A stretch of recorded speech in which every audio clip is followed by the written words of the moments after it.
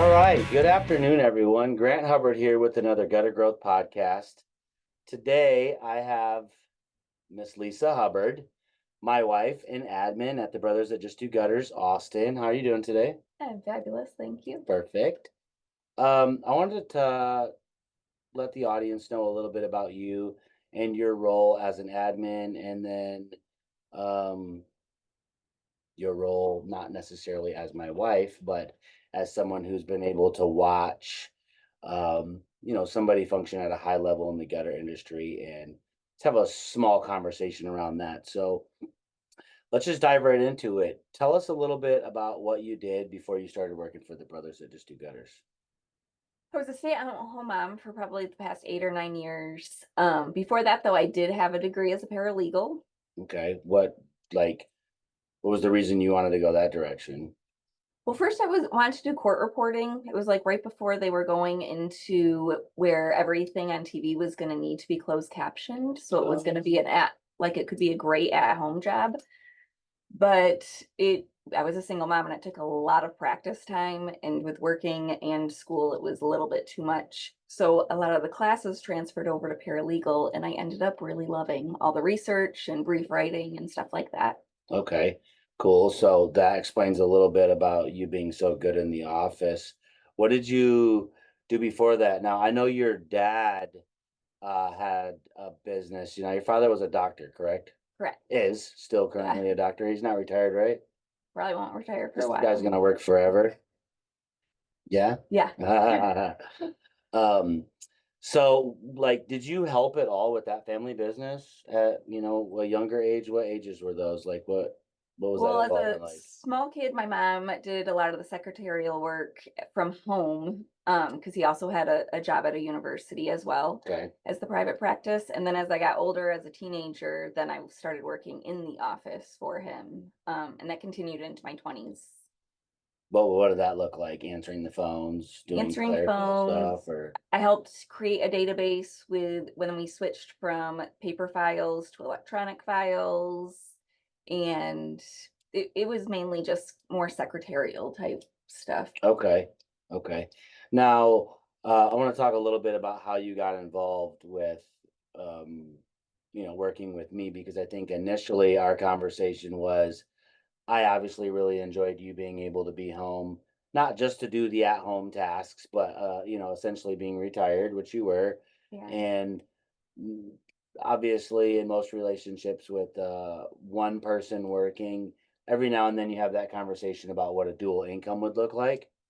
And at the same time trying to figure out, what passions you had and what make sense. I think for a lot of people that are either working from home or retired, or just raising children from home, you've got to weigh all these different costs too, right? To what it takes to go back to work. We were able to figure that out a little bit. This podcast is sponsored by One Gutter Guard, the premium gutter guard that delivers the highest performance, quality, and value to your customers. From its different mesh filters to its unibody construction, One Gutter Guard can be the difference maker in your business. Are you interested in becoming part of the exclusive dealer network? Contact them today at onegutterguard.com or just give them a call. Now back to our show. What was it? I think we brought you in part-time about a year ago. We were just heaving and hawing our way through, like, are we going to try to do $2 or $3 million this year? Obviously, we had a goal set. What did that week or two look like? I think I remember when I came and I said, "Hey, do you want to work part-time or something?" What how did that feel, and like do you remember that moment and what that was like for you? Well, at the time, it was just to do scheduling, which is Mhm. something that I'd been watching you do our entire relationship. And it just seemed like a really easy way to make a little extra money and also to be helping you out, which is helpful for, Both of us, yeah, yes. for a multitude of reasons. Yeah, and then what we do, I think we did 2 or 3 weeks or something of part-time, and that quickly turned into a full-time job offer. And what were some of your thoughts at that time? Like, oh man, I'm getting sucked into this what Grant's doing 24 hours a day. Did you think? And obviously off camera, we spoke a little bit about what this conversation was going to be like. but I'm going to hit you with some things because I'm constantly trying to understand humans and their thought process. What did it feel like when we first offered you that position to get back into work after essentially a decade of being retired?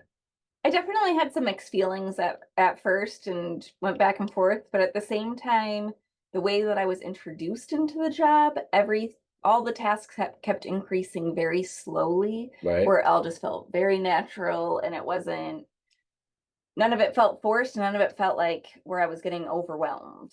Awesome. Yeah. I think that ownership was able to receive well the plan that myself and Kip and Brooke and include you in, and to like to what that really looked like bringing you on. What were some of those basic requirements you had? I think when we first brought you on was just initially doing scheduling, right? You It kind of was had took just that off my scheduling. plate because I was doing that. Yeah, it was just scheduling, which also included making confirmation calls. I also was helping you stage in the shop at That's that point. right. Yeah, I was running some of the shop. I think we had a shop person. I'm hands-on in each of the departments that I run. A I think, You were doing it all at that point. yeah, for sure. And it's not that I like to have control of it, but I like to make sure that the numbers are what the numbers are supposed to be, that I know what they're supposed. So I'm just super helpful. Control might be the right word, but I'm not very controlling when we're working together, I think, in a certain atmosphere, whether it's you or the other people that work under me. I definitely like to try to control the numbers by showing people good healthy patterns, habits, and systems, right? So Yeah. that they understand the numbers can be done. And then lastly, I don't like to ask anybody to do something that I haven't done myself or that I'm not willing to dive into personally. So your role last year helped us do $2.5 million in our second year. And you remember how many months of that? I think you were with us for 7, 8 months of the year. So pretty much the whole year. Like 9 or 10, yeah. Yeah, you were there. Are you coming up on a year soon? In May it will be a year. In May, you'll have been with us a year. And what is your role now? I am the office manager and the production coordinator. Production coordinator slash production manager as well. Um, so talk to us a little bit, give us an overview, and maybe not me, but give the viewership an overview um, of like your top two responsibilities as an administrator at a very high level, obviously working under me and Kip and Brooke. What do you think those actions look like? Well, definitely the number one thing I do is communication. A lot of communication. A lot. How many people are you communicating with, you know, just within the company, would you say on a daily basis? At least about 14 people Daily, daily, right? And you're the, just within the company. yeah, just within the company, right? And then of course you've got any customers. Now you're also dealing with call center, other location, etc. Answering service. I have a new assistant that also I'm That's right. questions Shout out regularly. Amanda. How Amanda's working out well, right? She's amazing. Uh-huh. And then you also have May, that is the working towards shop manager role, possibly also helping in the office, depending on, again, we try not to put too much on people. Right. How are you feeling communication wise, moving forward now that you're starting to get some support? I think that it's gonna like open me up to do a lot of other things that aren't as much communication with all of the customers, that Mhm. where I can focus on bigger tasks for a little bit without being Being constantly interrupted. interrupted. Okay, so we said communication is like your biggest task. What is kind of like your second biggest task as an, and this is more on the administration side too. We're Yeah. going to talk about your production side. What would you say number two is? Number two would probably be documentation, which Hmm. also coincides with communication because I do a lot of communication about documentation. Yeah, absolutely. And let's tell, like, so obviously the viewership here, we have people watching that are doing 100,000 a year. We have people that are watching that are doing 10 million a year. So everybody will either understand or not understand on different levels. Sure. But what is some of that documentation look like? That's in our very large CRM. Yes. And who all has access to most of what you document? Uh, the installers, the salespeople, Everyone. obviously management. Yes, everyone within the company. It's really nice because let's just throw out a random example. We'll just say I was listening to some Harry Mack earlier. He's the freestyle guy that goes all over the beaches and he does all this rapping and stuff. So we're gonna call the customer Harry Mack. And Harry Mack had an exceptional service with us, and he wanted us to let everyone know. And he calls in and tells you that the job was done fabulous. Where would you document that, or is that necessary to document? So I would try to put it into the work order, first of all, but then we also have we have group chats where I will put that in there to just to shout out the salesperson, whoever did a great job so that they know and everybody else knows And you're that, doing that pretty much instantaneous, right? yes. We do. We have a very high level amount of group chats that I think that we pretty much mastered so that we're able, I'll just tell it, we use WhatsApp.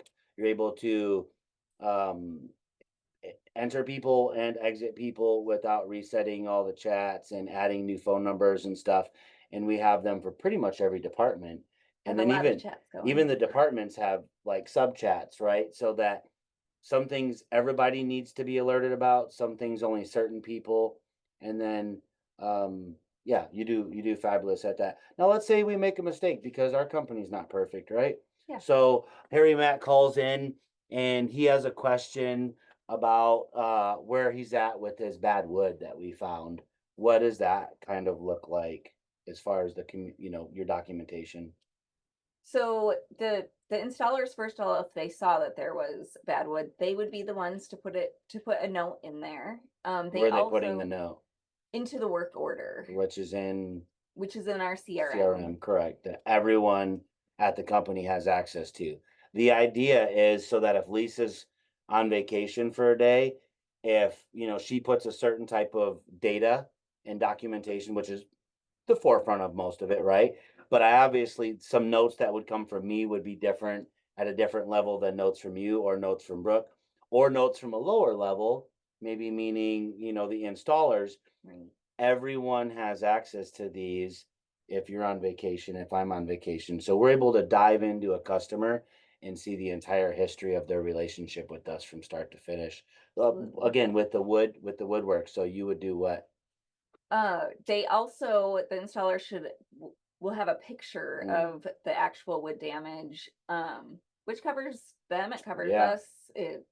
It's just a good thing to have. And that way also if the customer calls in, I'm not having to necessarily call everyone that's Well, involved, yeah, for which sure. if it doesn't happen, that is what ends up happening is needing to really be like a detective and call around to everyone to find out I exactly. think that's the best part about the communication and documentation is so that you're able to do what? Create a solution a lot quicker than having to do all of this investigative work, right? We're not Absolutely. solving murders, but No. if the customer is having like some doubt or like doesn't really understand where the project is, you don't have to reach out to a bunch of different departments and you can solve that stuff a lot quicker. Keeps the Right. customers happy and it just makes for a lot less phone calls. I mean, we're doing millions of dollars of gutters and Like we even have pictures of the diagrams in there. So if someone calls and they feel like something didn't get installed correctly, I'm able to look at both the after pictures, the before pictures, and the diagram and try to help figure out if it is something that we need to go back out Mhm. for, Yeah, or so that I can explain to them exactly where the miscommunication was. I think you've been doing fabulous at that. Thank Let me you. ask you, so what do you think how support how much easier do you think has your job been coming into this role being my wife? I definitely have a leg up on anyone else that would have.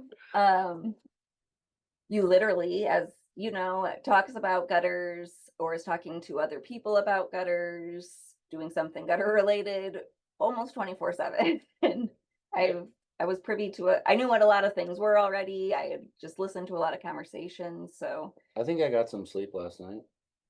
You did get some sleep last night. Okay.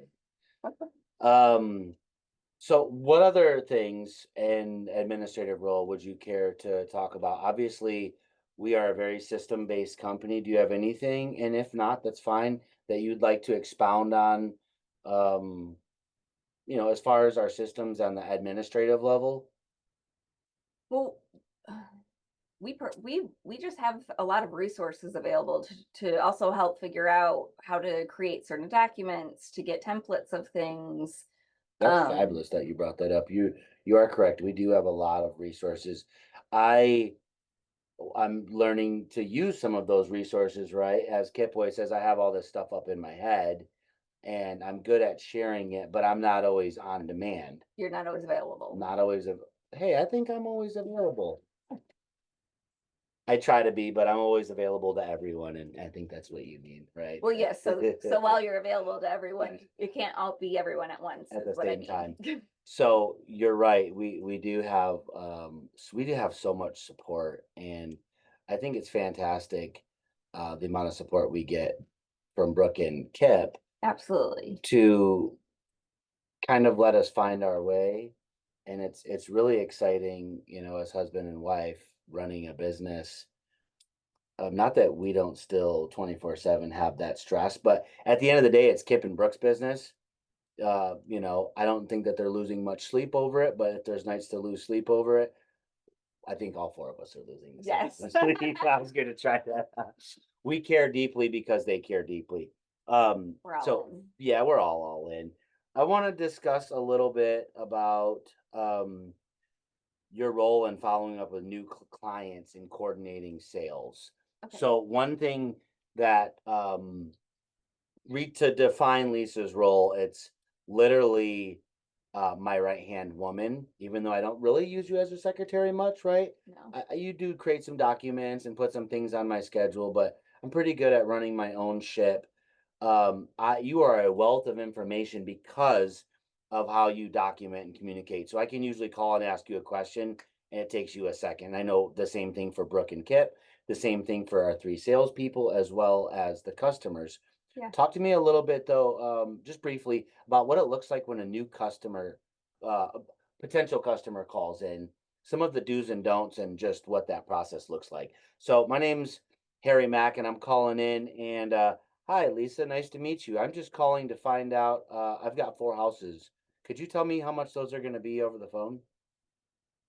I would tell a customer that I am not able to do that. There's too many variances between a property.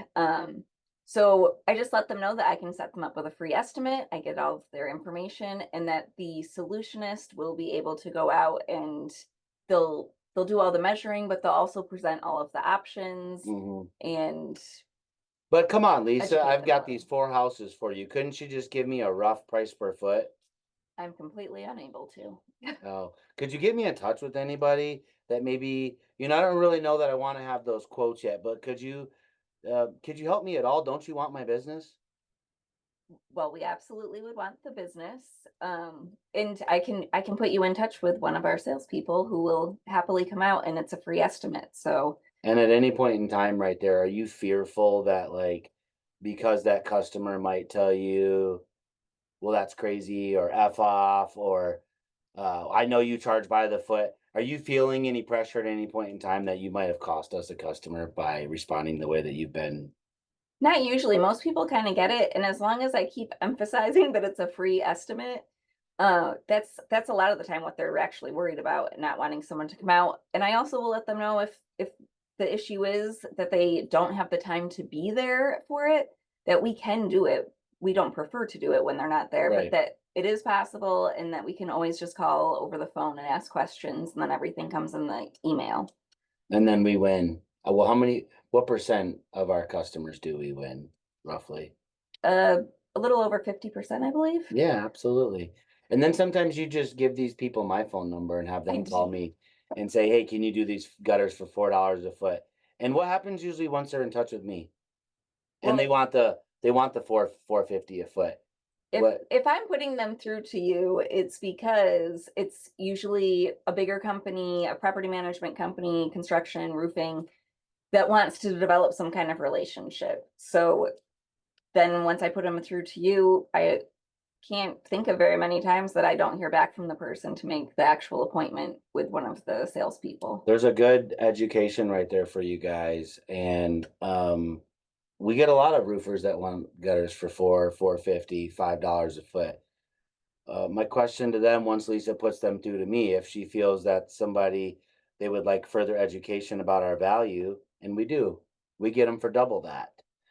And the reason is I asked them, well, why are you making phone calls if you already have a gutter company doing your gutters for 450, $5, 550, $6 a foot? What is it that you're looking for? And they're looking for everything that you just said that you offer at the front end. The number one So thing is probably communication, that people say that they just don't get enough communication from whatever from company those they've been companies, working yeah. with. And when you're charging those prices, not that there's not a little profit to be made as owner operator, but if you're getting a little bigger, you probably don't have an admin, no one's answering the phone, et cetera, et cetera. Right. So let's jump over a little bit because fairly quickly you went from production. Production is tell them what you do for production wise on computer wise. Production, I do the scheduling. Hmm. Um, Which is what? Scheduling what? All the scheduling the trucks? estimate appointments, scheduling the install trucks. Uh, I also then am in charge of ordering, Hmm. uh, which also then includes helping out in the shop to figure out inventory with Yeah.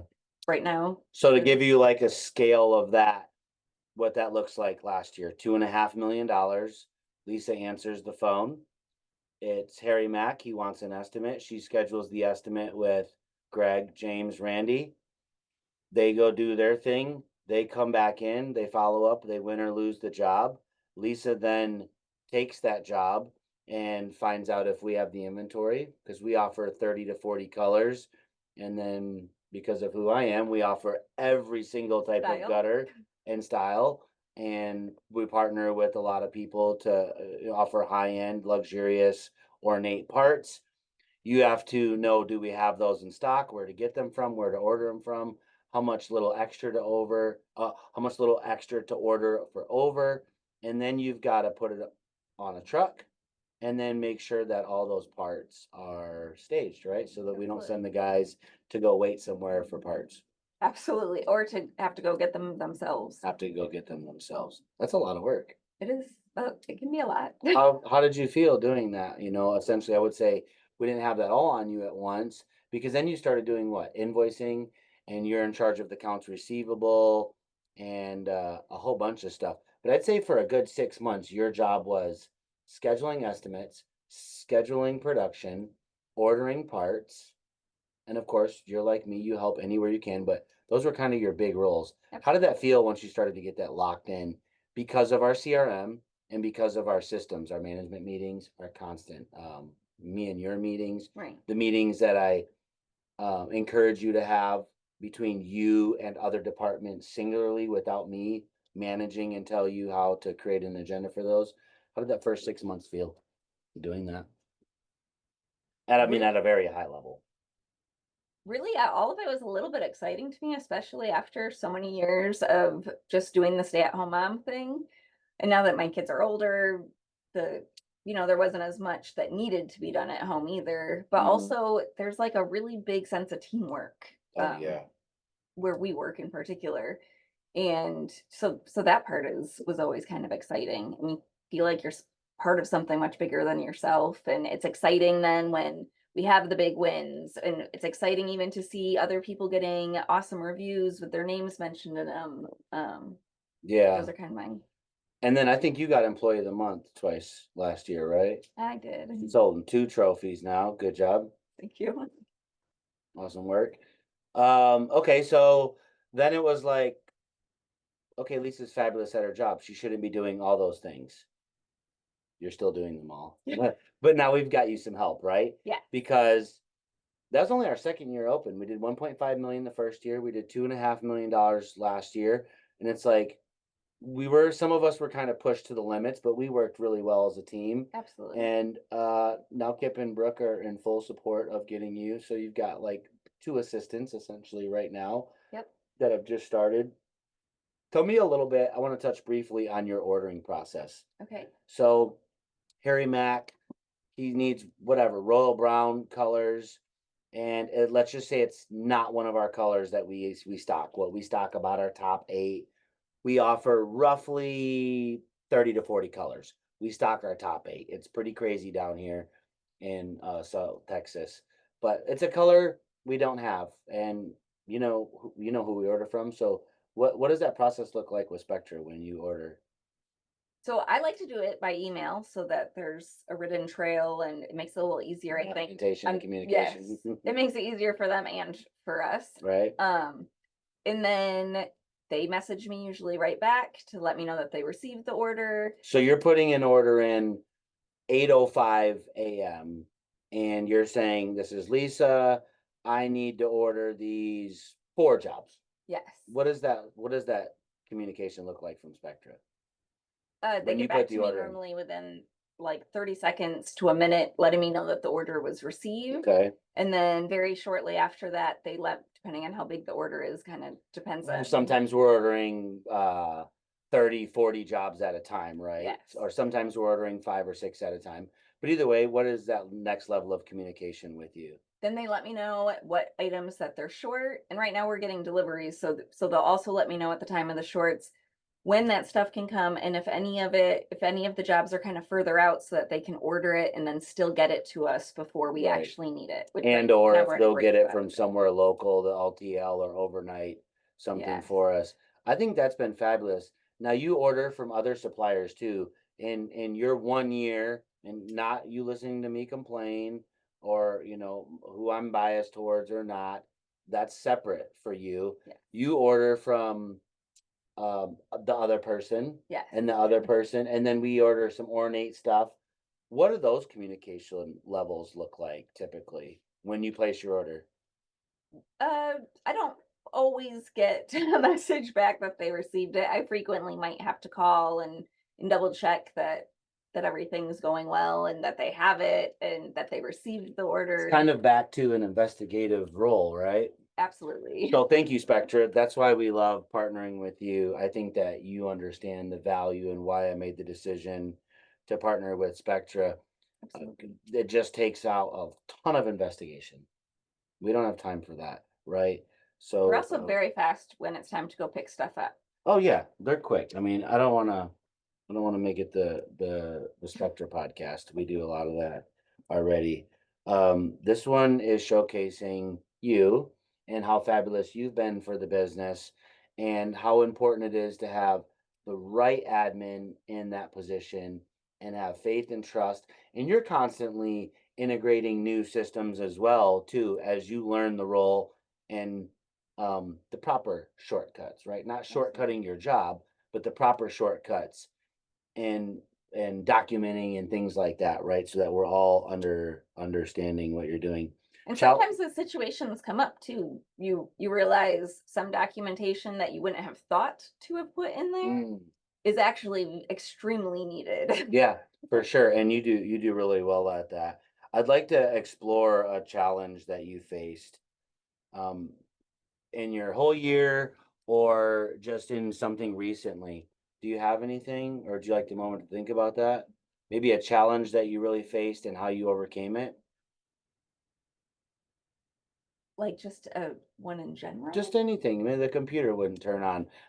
Our camera wasn't working before we did the podcast today. That was a challenge, and we overcame it. But something maybe more so with the scheduling, or the ordering, or you Well, understand. with scheduling, that's I almost like to kind of think of it like a puzzle because you have to know exactly what each truck is capable of, how fast that particular truck is going to move with the particular team that's on there, Yeah, where all of the jobs are located because we do have a very large territory that you don't want to be giving them a job way over here where it's going to take them an hour and a half to get to the next one, but they're jobs that are a little bit more complicated. yeah. You like to be very efficient in that. How do you feel, or like there was a challenge, and how did you overcome that?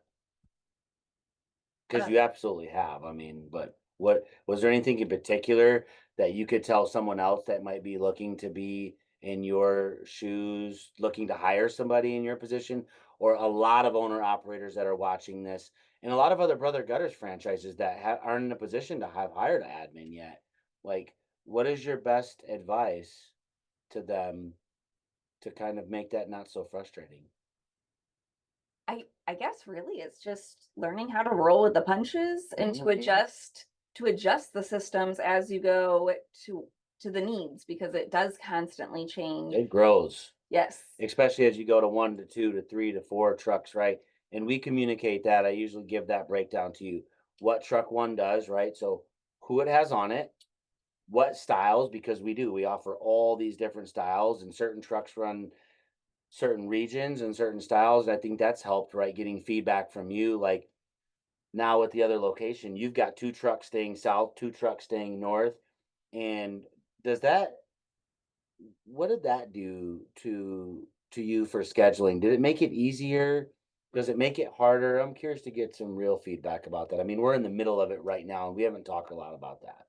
Honestly, it's easier in some ways and Okay. tougher in others. Mhm. One of our trucks that it's their first time being on their own truck. So really this past week has been just trying to watch and see what is more challenging for them and what does take them a little bit And document longer. it and make a note Yes. like, okay, this particular style job or whatever it may be. And hats off to Edgar and Max. They They're knocked it just out of the awesome. park. Are they on their second week now? This This upcoming week week will will be be the their second. second. Yeah. So last week they completed all their work. Did They they suspend completed all their anything? work. They worked a They little had bit one that they Saturday, couldn't do and they did it Saturday. so they didn't give up. Hats Nope. off, Edgar and Maxie. Um, Max just got Employee of the Month not too long. I wonder if Edgar's shooting for the stars there. We'll see what we've got for him. I'm Um, pushing forward fast. he is, and I'm really proud of those guys. Company dynamics. So just talk to us a little bit about who we are. Tell them who we are as a business, and if you want to add Brooke or Kip or me or James or anybody, like just tell the viewers after 1 year of working for us, again, outside of listening to me talk gutters all the time, knowing the brand, who have we become in Austin? I feel like just the go-to gutter place where you know that if something goes wrong, that we're actually going to come back, that we're going to be communicating every step of the way. And when you look at our reviews, that is like one of the top things that's always listed is that we actually come when we say that Hmm. the guys are great with them. I also feel though like much more than any job I've ever seen or been a part of that we're just a very team-based company where everybody's working together. If the installers are confused about something at their job, they're able to call the salesperson and frequently they'll come out to the job Yep. and help figure it out with them. Also, they're able to call you for anything technical that they are having an issue with. They'll call me if there's something that they need while they're there. And that's like one of the things, like I said earlier, that I get the most excited about is the team atmosphere and Yeah. that everybody always seems like they're rooting for each other. Everybody shouting each other out, and it's just a cool thing to be a part of. I think that's the best. I don't know. I put out a message right last night, my little heartfelt messages to the team. Do you think those are valuable or do you think I overdo it? Like, do you think what's your feelings about when I shoot those paragraphs out there? I think that it's pretty valuable. Just I think it helps motivate people. It helps reassure them. Uh, I know after meetings, after you've said a lot of those paragraph type things out loud, Hmm. the sales go up, the crews are working stronger and better than ever. Like it's extremely It's that motivating coach and stuff, right? It's the absolutely. coach stuff. And I get it from my coaches, and I find that inspiration from you at home.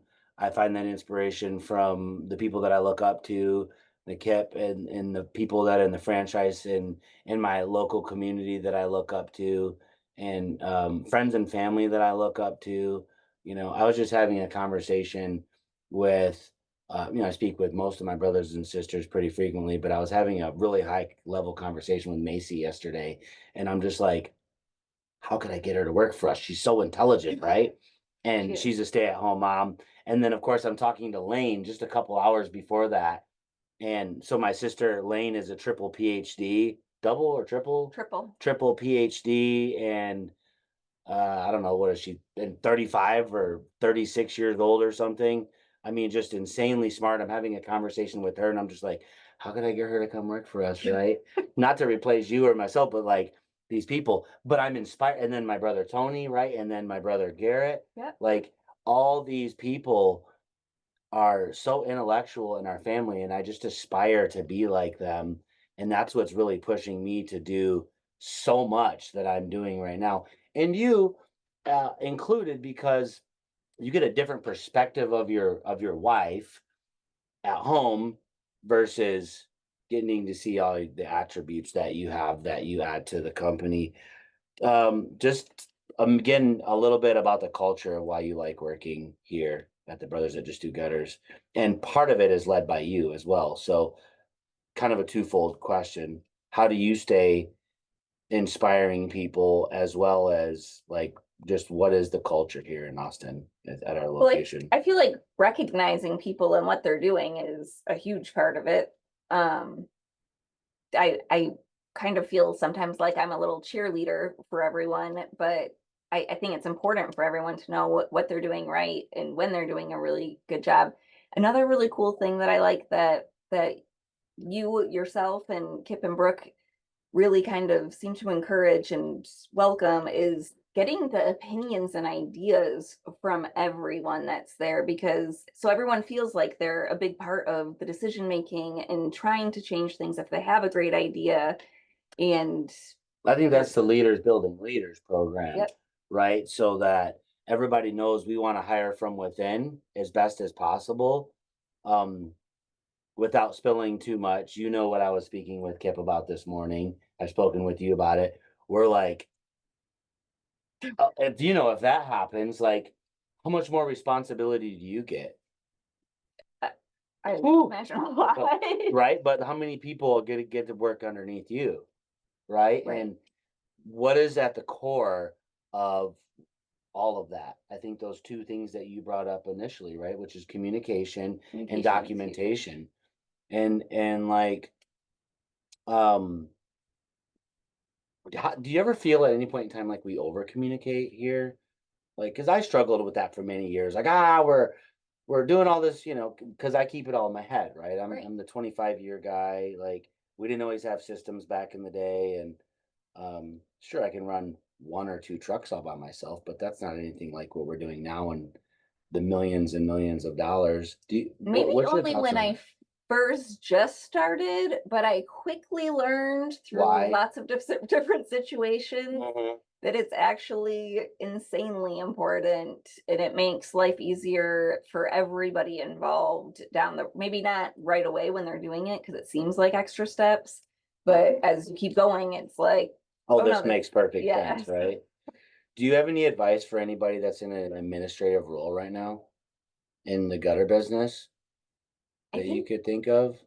I think really just I hate to be like a broken record, but the communication and then making sure that you're being consistent through everything. So like I have notebooks that I've made that I call them like my cheat books, where I Mhm. write down like for ordering. I have sheets that just say for every little part where we get it from. If a color is called one thing at one place and one thing at another, just little things like that. And that's been super helpful because we've had multiple shop people since I've started. Yep. So when training them, I have consistent information to keep passing down where it's just way easier for myself then, and it helps them a lot.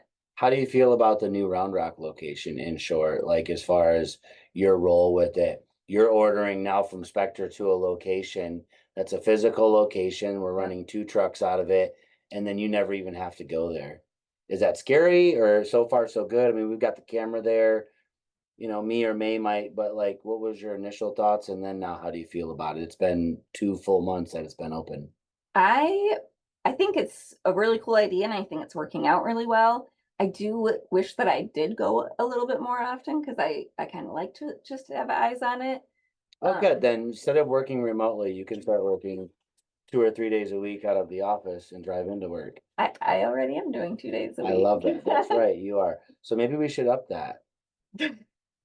I think we're good for now. I think we're good for now. And are you excited about more locations? You know, I have more up my sleeve other than what we've been kind of, we're gonna do, I'd like to do 4, maybe 5 Austin-ish of these hub locations. Does that excite you, or does that like, how is that gonna possibly work? No, I that does excite me, but a lot of it is because of the systems that you have put in place for these extra locations that are making it run extremely efficiently. Like, of course, we've had some hiccups a little Hmm. bit because we just started doing it there and it's a learning process. But as more locations open, I have a feeling it will go more and more efficiently from the very beginning for each one.